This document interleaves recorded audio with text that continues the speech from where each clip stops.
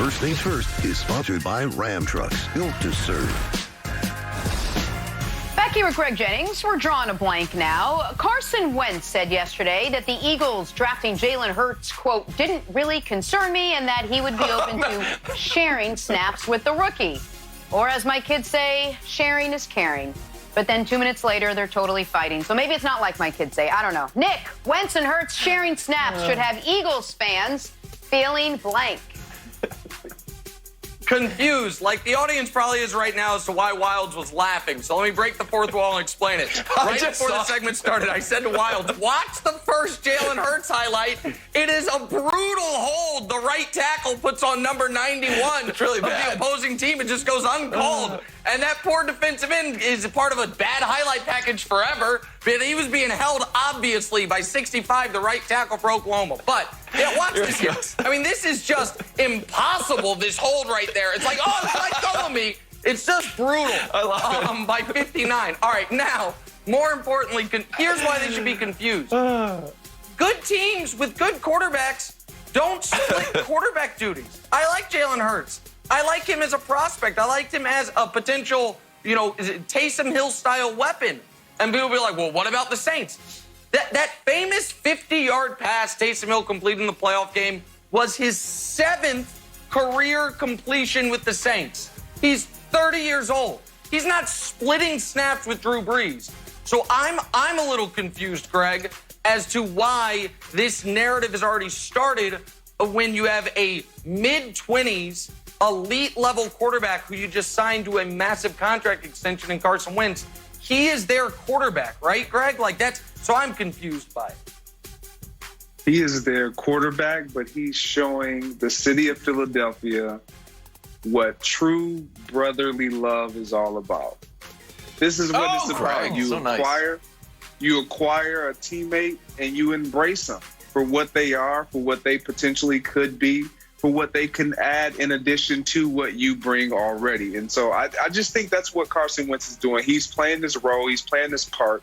He's being the consummate teammate. We've heard rumblings and grumblings about him not being a great leader and a good teammate in times past. And so I think this is a step in the right direction for Carson Wentz.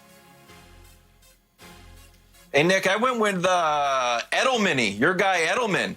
We talk about splitting snaps. Like, Tom Brady didn't really split snaps with Edelman, but when Edelman's got the ball, when Edelman has completed a pass, the Patriots are 5-1. He's 5 for 6 with 2 touchdowns, and teams you got to think about, is Edelman going to throw the ball? So maybe that's the closest thing we can get. They're not really splitting snaps, but it's just sort of a dangerous option out there. I, however, don't know if Jalen Hurts despises Nick, and I don't know if that sort of helps the competitive fire a little bit, Jenna. Yeah, I was going to say. In a rare move, Wild somehow brings us back to the Patriots. Let's talk some Cleveland Browns now. Odell Beckham released a video yesterday explaining how and why his rehab following core muscle surgery has been so intense. Says he's putting his body back together, and once that does happen, he's predicting a career year out there in Cleveland. Says he'll be bigger, he'll be faster, he'll be stronger, and that this is his time. So, Nick, I ask you, Odell's ceiling this season is blank. First team All-Pro. He's never done this. He was second team All-Pro in 15 and 16. But if you look at the first team All-Pro wide receivers last few years, Antonio Brown had an unbelievable run. He's obviously out. DeAndre Hopkins, believe it or not, has made first team All-Pro the last 3 years, but he is now downgrading in quarterback. Nothing against Kyler, but from Deshaun Watson to Kyler Murray is a downgrade. I wonder if Michael Thomas is going to have the type of eye-popping numbers again this year, record-breaking at last year. So I think there is a bit of an opening for Odell if he does reach his full healthy potential like he did his first few years in the league of actually going a step higher and being a first-team All-Pro, Greg Jennings. This is all Baker Mayfield-based. That's how high his ceiling is. It's Baker-based. If Baker takes a step and forward and thrives and progresses, then Odell, we will see what he has always been in this league, an electrifying receiver that is dynamic once he gets the ball in his hands. That has not changed. his workout regimens. He's preparing himself. He's doing the little things, the fine details to make sure and to ensure to not only himself, but the Cleveland Browns that he will be ready to go this year. Greg, I went with Wolfian for mine, and it's inspired by Jenna Wolf because both Greg Jennings does conventional workouts when he's on Instagram. Jenna does stuff that kind of looks like breakdancing. Yesterday, she was doing like a modified handstand, and she was kicking it out like Crazy Legs from the Rocksteady crew. You do follow and me. Then Odell is doing...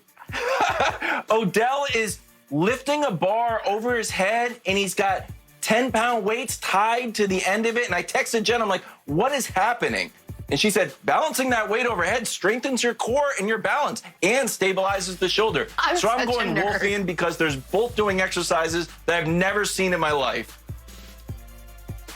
Wait, then full disclosure, read the text that you responded to me with. Oh, I thought he was just moving his equipment into a sunnier spot. So then Somewhere outside. Greg, he's carrying the squat rack. I thought he was moving the squat rack onto his tennis court. And Jenna's like, no, that's a workout. He's walking with the squat rack. So the squat rack is a piece of exercise equipment that you're supposed to carry around? All pro. Nick's You know what right. I'm talking about, Greg. If you're carrying around squat rack, all pro. Can I just say real quick, Nick, this is for you. I've been down on Odell the last few years. I watched this video. It was all business. I believe him. I'm rooting for him this year. He is solely focused on making himself and his team better. I'm pro Odell. Hey, America, if you want to get Jenna Wolf on Odell's corner, just make it so the only way we will keep playing this video is for her to keep talking about it. It's like, oh, I got to figure out something to say here, or they're going to take this video off the screen. Can't move on to the next topic. I guess I'll just say something nice about Odell. I got no other choice. No. Go ahead, Jenna. Go, Jenna. Wild started this. We got to move on. Plus, I think all my lights went off. I think somebody really wanted me off screen. Talking some Tampa Bay Bucks now. They have been the talk this offseason. That happens when you sign a Tom Brady and a Gronk. And when you have those two together in Tampa, it is the perfect time for a trademark. How about this? The Tompa Bay Gronkaneers, which currently has 2 active trademark applications pending. Not 1, but 2. Nick, the newest Tompa Bay Gronkaneer trademark is blank. It's Party Cove. And now let me explain what I mean here. Follow me down this path for a moment. I'm from Kansas City, Missouri. In the state of Missouri, there's this area called the Lake of the Ozarks. People might know about it now thanks to the Netflix show of a similar name. And if you live in a landlocked state like Missouri, you're always looking for a body of water. So people go to the Lake of the Ozarks. And when you're a teenager or in college and you go there, it's like, where do we go? Oh, we got to go to Party Cove. It's so much fun. It's where everybody goes. And you get there, and it's really pretty awful. But it's the only thing to do there, so it's like, you make the best of it. That's what Tompa Bay Gronkaneers is for the Bucks. Like, it's the only thing we've got are, like, Tompa Brady and Gronkaneers, and, like, hey, maybe Gronk will carry his wrestling belt onto the field. It sounds fun, but it's kind of depressing, and it's like, wait, I drove all the way for this? So that's what it is. It's Party Cove. If you're from a landlocked state, you know what I'm talking about. It sounds good. It's a little disappointing, though, Greg. To me, it's comical. It's comical. When I first heard about it, I laughed, and so I know that they're being strategic, and they're getting free marketing because we're talking about it all over every media outlet. So I guess that's strategic if you know that we're going to talk about it. But it's comical. They're going to play football, but they're going to also sell whatever they decide to sell, whether it be T-shirts, hats, little Tampa Gronkaneer towels, or what have you. But it's comical right now. All right. I put my kids' artwork, and I'm about to do something that every parent does. Ready? When their child brings home a piece of art. Here it goes. This will signify a new character. Ready? This is Kevin Wildes on Tompa Bay Gronkaneers. Ready? 3, 2, 1.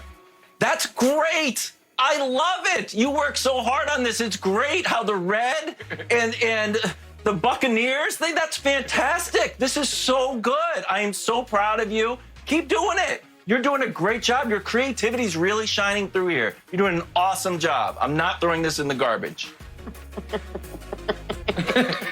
5 minutes later. Yeah. All right, guys, we're going to take a break. That was fun. Coming up, Bucks Pro Bowl linebacker Shaq Barrett's going to join us to discuss what he's getting ready. What he's getting Brady, rather, for his birthday. Next on First Things First.